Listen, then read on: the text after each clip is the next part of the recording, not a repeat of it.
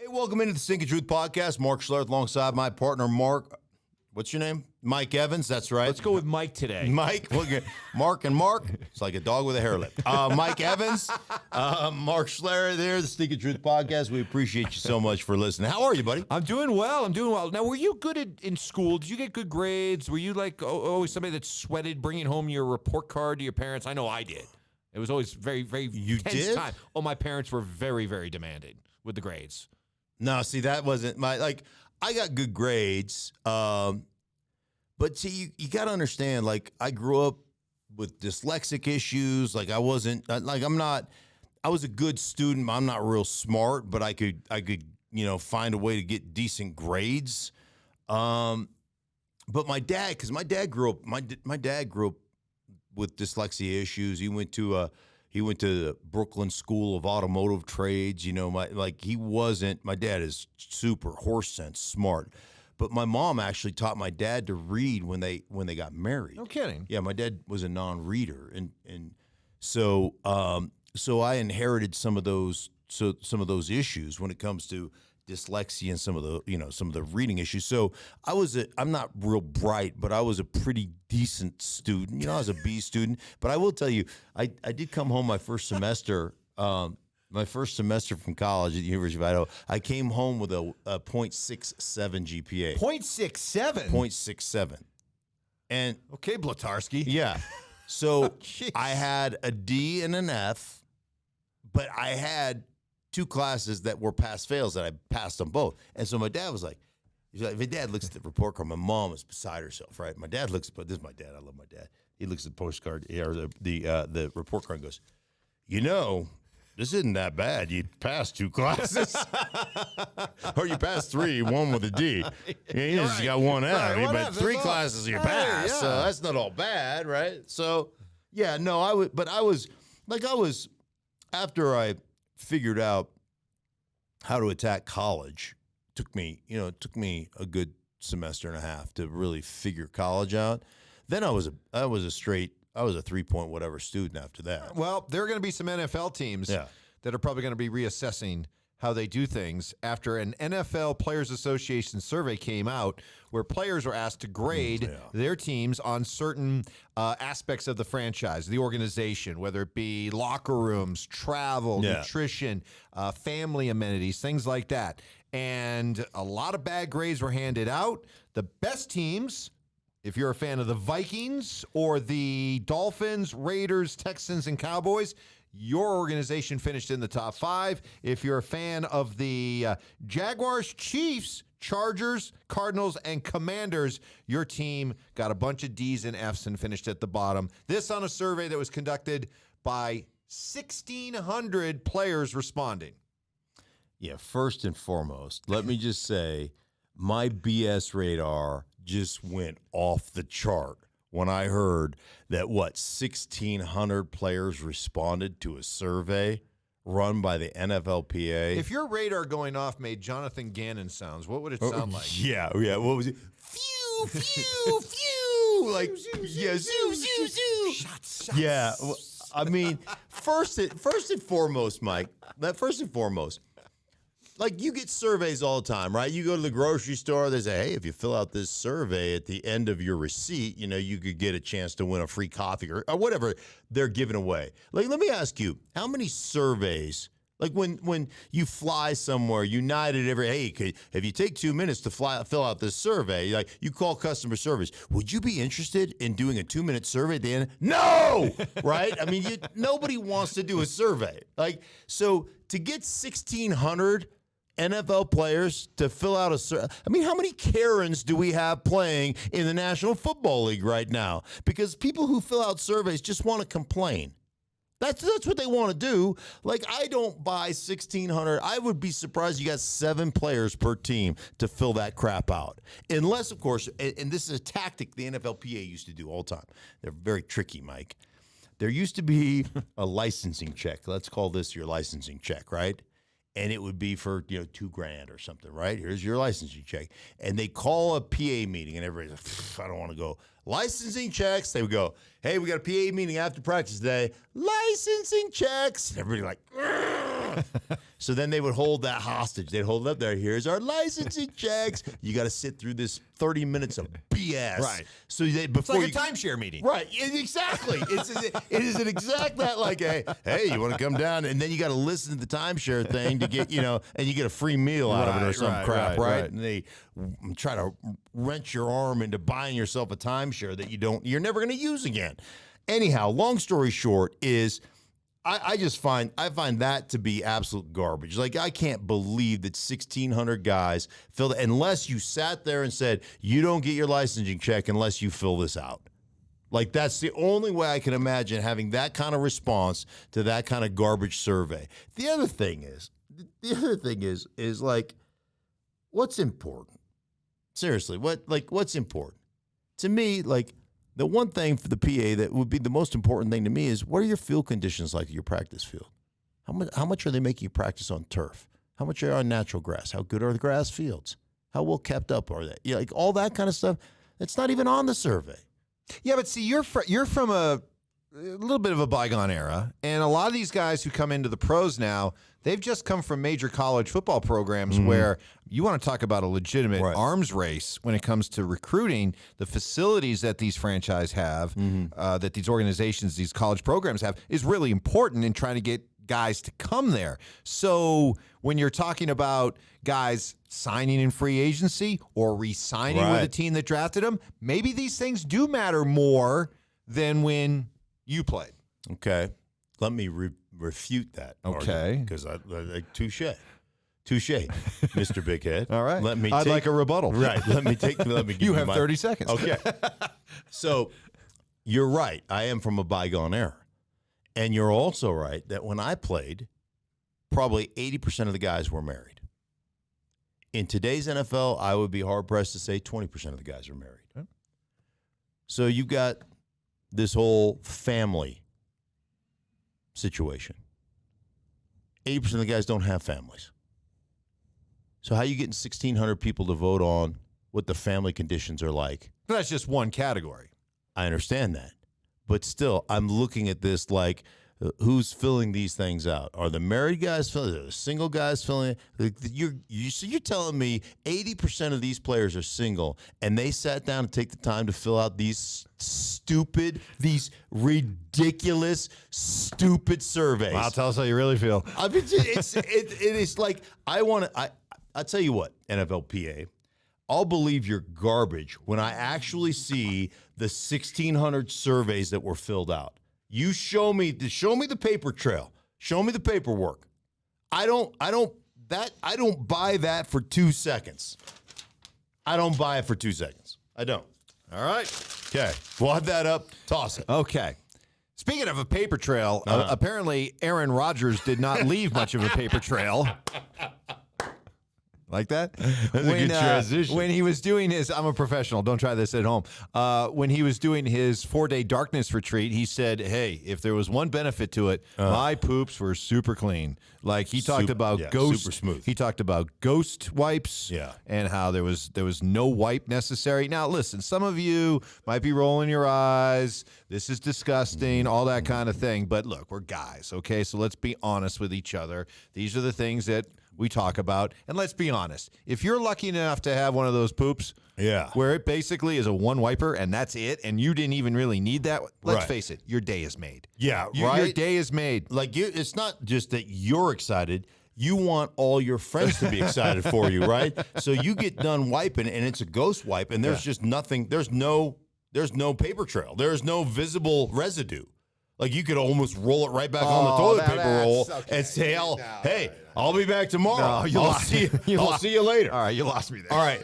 But what I'm saying is to a point. Come on, dude, you'll take a picture of that and send it to your buddy's text line. I got a Vandal text group. I'm like, dude, look at this. That was a ghost wipe, right? Yeah. And they'll be and I'll get responses back like, congratulations. Yeah, congratulations. Like, that's awesome, man. That's awesome. really cool. Man. Like, right? So jealous. Have you ever had the ghost turd? Ghost turd? Yeah, the ghost turd. I have not heard of the ghost turd. The ghost turd is like, okay, so when you, like, first off, to have a ghost turd, it's got to be perfectly tapered. You don't even have to pinch it off. It just, whoop, and it comes, and then it hits the water. It doesn't even make a splash because it's so finely. It's like a torpedo. It is like it just cuts through the water, right? Whatever the water term for aerodynamics is, it just whoosh, and it goes right down like the piping. And you turn around and you look and you're like, where'd it go? I know I just pooped. Like it's gone. The turd is gone. That's a ghost turd. And then you go and you couple that. That's like the holy grail of pooping. Yeah. When you have a ghost turd and a ghost wipe, there is zero evidence. Like the forensic lab wouldn't be able to put you at the scene of the crime. They'd be like, "There's no evidence. Take your best CSI crew. Yeah, Good luck. yeah, good luck. We can't find anything, sir. There's no evidence that he was even here. You're acquitted. You're acquitted. You're out. Go. Right, gone. That's the way it works. So that is the holy grail of pooping. You are priceless. Yeah.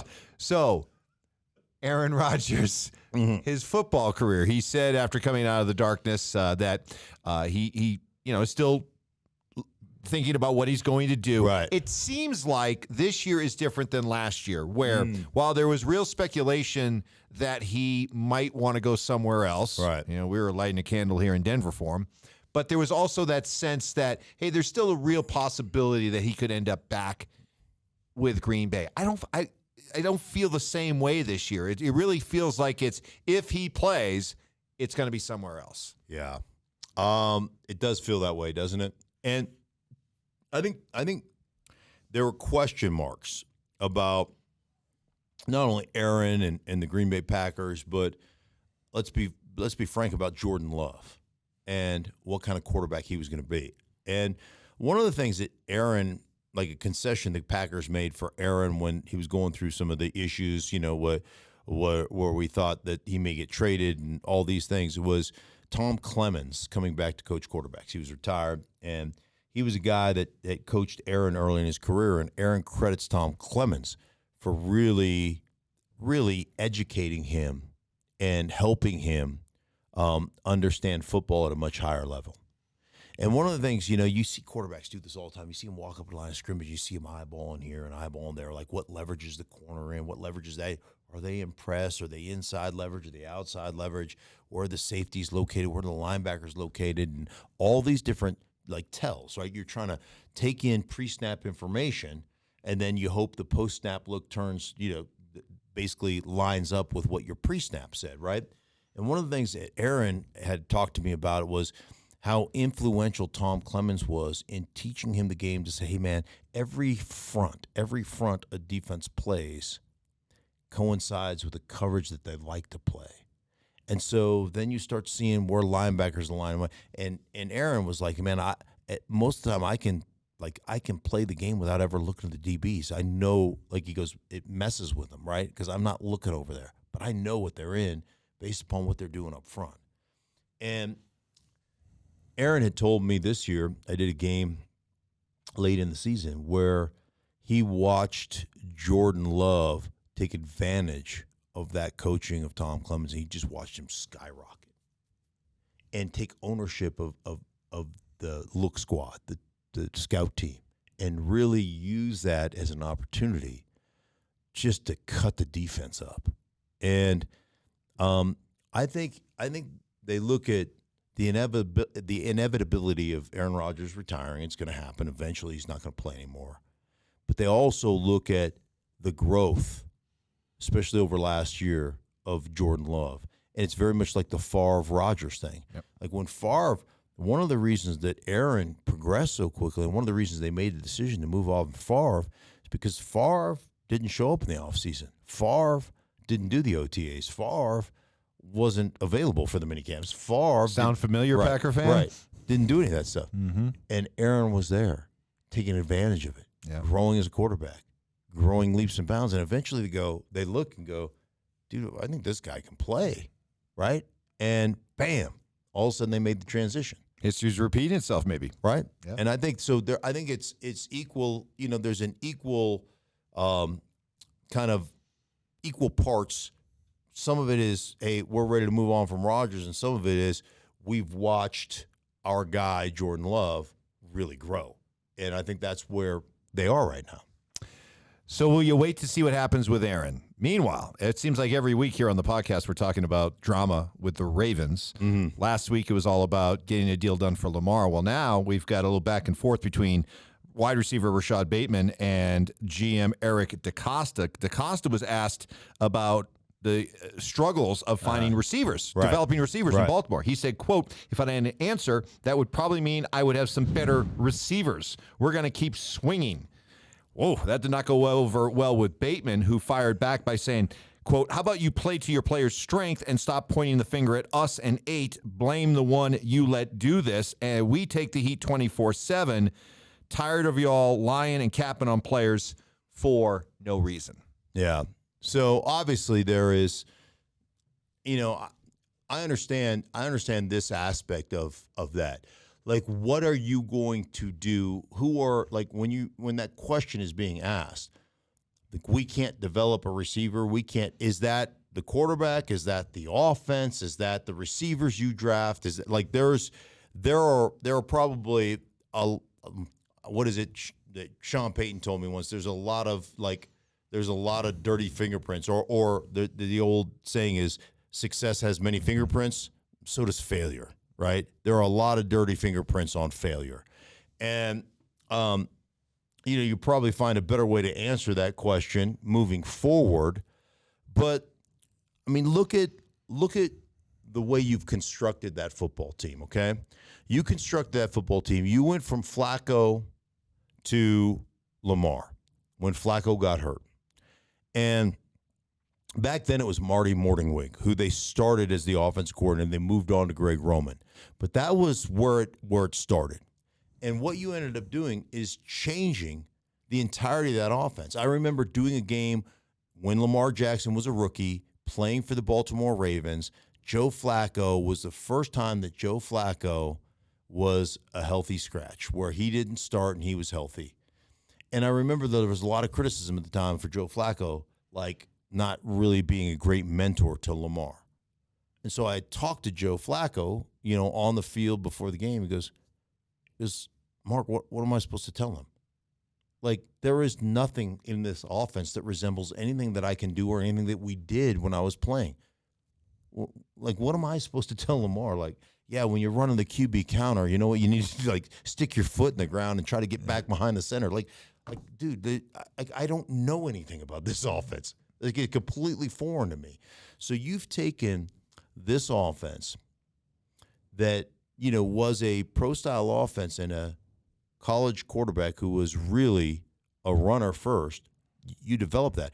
And when I talked to John Harbaugh about that particular, like a year or two later, about the offense, he said, "Listen, man, there hasn't been a passing concept, a new passing structure in this league in 30 years. He goes, "But we have runs that we haven't even been unleashed yet, that the NFL hasn't seen." And so, like, we have made this conscious decision to go into this collegiate form and say, basically, you got to stop our running game.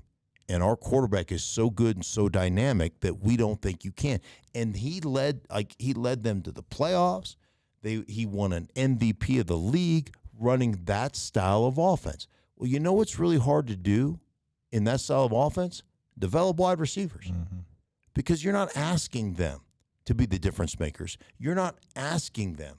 Like, one thing you get when you run that style of offense, okay, so you're going to run heavy fullback, tight ends, right? You look at them, like, they are so big, and their tight ends are so physical, and they can run the snot out of the ball. And come on, their fullback, Ricard, is the dude's 6'4", 315 pounds, and played part-time D-line before he became a fullback, like a all-pro fullback. Like, the dude is a freak show. And that's what they line up with. And so you're always 100% of the time when you run that style of offense, you're getting a post safety. What does that mean, Mike? Post safety means you have two safeties, a free and a strong, right? One person is rotating down, one person is rotating in the middle of the field. Henceforth, the post safety, middle of the field safety, right? So it means you're getting an 8-man front 100% of the time. So what that means to an offense, what that means to your quarterback, is outside the numbers, you're getting one-on-ones, because there's two defenses you can play out of that. You can play a cover one or a cover three, right? Cover one is man-to-man, free safety. Cover three is a zone, but it's a 3-deep zone. And anytime you get vertical routes out of that, you know what you get? Man-to-man, 100% of the time. So basically the coverage on the outside is identical. You got access to the – so if a corner is off, giving you space, you know what? You can run a hitch, you can run a slant. 100% of the time, that's open. You're giving – as a defense, you're giving it away. You're saying that's what we'll give you that. So that's what you're facing. So the development of a passer isn't great. The development of a receiver, what are you running? You're running goes or hitches, right? I mean, you're running skinny post, you're running bang eight. Like you're not developing in that. You're asked to be more of a blocker than you are a receiver. Or you're running goes, you're running all go special. How many times, like all go special? Everybody runs a go, and then you've got a tight end or a slot receiver running a deep cross. That's what you run. That's that's the extent of your offense. And so you're not really developing quarterbacks or receivers for that matter. Yeah, I feel like a lot of times we kind of dance around this whole Lamar Jackson debate, and I want you to talk right to Raven fan. I want you to be direct, because here's how I read the situation. In a league that is starved for quarterbacks, and that if you're lucky enough to find a quarterback, a true franchise quarterback, teams don't hesitate to shower that player with money. Okay? And yet you have a team in Baltimore that knows Lamar Jackson the best that just seems flat out reluctant to do it. Why? Speak because clearly and truthfully. The offense that we run is not sustainable long term. What's the old saying in the National Football League? I've seen a lot of good young running quarterbacks. I've never seen a good old running quarterback. And what they're telling you is, we don't believe that our passing game is in a position to continue to grow. And we're not going to risk the injury. We're not going to risk the extra from $130 million in guarantees to $230 million in guarantees. We're not going to risk that based upon our quarterback's skill set. I mean, come on. Now, listen. I love Lamar. He's a great kid. He's a smart kid. He's fun, dynamic to be around, okay? I love all those things about him. I really do. I've gotten to spend some time with him. I think he's a great kid. What the Ravens are telling you is right now is that the Arizona Cardinals have more faith in Kyler Murray. They gave him more guaranteed money. How many MVPs does he have? 0? Yeah, that's what I thought. The Buffalo Bills gave more guaranteed money to Josh Allen. How many MVPs? 0. Okay, that's what I thought. They gave more money here in Denver, where you and I live, to Russell Wilson. How many MVP? He's never had an MVP vote. So essentially what they're telling you is a quarterback that we believe that can operate from the pocket. Now, Josh Allen runs a ton, so does Kyler Murray. But and so does Russell Wilson for that matter. But a quarterback that's more traditional. We have more faith in that guy being able to lead a football team. We love the athleticism because it opens up the RPOs and opens up some of the other things. But the bottom line is, we don't believe that you can continue to run the style of offense that you run and maintain your health. You've missed portions of the last 2 seasons. And guess what? The other thing they're telling you, this is what they're telling you. The other thing is, we don't believe that you're a quarterback that can operate consistently from the pocket well enough without that element of QB run and putting yourself in harm's way. There is zero other way that you can read that. Zero. And that's not me being critical. That's what the Baltimore Ravens, based upon their actions, not mine, are telling you. And let's face it, we heard this argument a bunch in Kansas City last year, didn't we? Oh, guess what? They no longer have the cheetah. The cheetah's gone, right? They looked at that and said, ooh, they don't have the cheetah. What are we going to do? Bottom line, what happened? You took a bunch of dudes that had names like Sky and Kadarius Toney and Juju, and MVS, MVS, and you had better numbers than you've ever had before. Yep. It's the quarterback that makes receivers. The receivers don't make the elite ones, the ones you're paying $160 million guaranteed. Right. Yeah. They're supposed to make the receiver. The bottom line to me is I don't know at what point we let wide receivers, maybe it's just because they have big mouths. Okay, here we go. At what point did we let them become divas? Like, at what point did we overemphasize the importance of a wide receiver? Fantasy football. That's the simple answer. You realize 10 guys have to do their job know. exceptionally well for you to get a sniff of the football. This is the jealous offensive lineman, everybody. A little bit. It's not jealousy. It's the amount of stupidity that we allow to rule, our football lives with. It's ridiculous. Let's make a coffee bet, okay? Okay. And this is Lay it on me. This is a real coffee bet. Okay. Okay? Like, we're not talking about milk, half and half. No.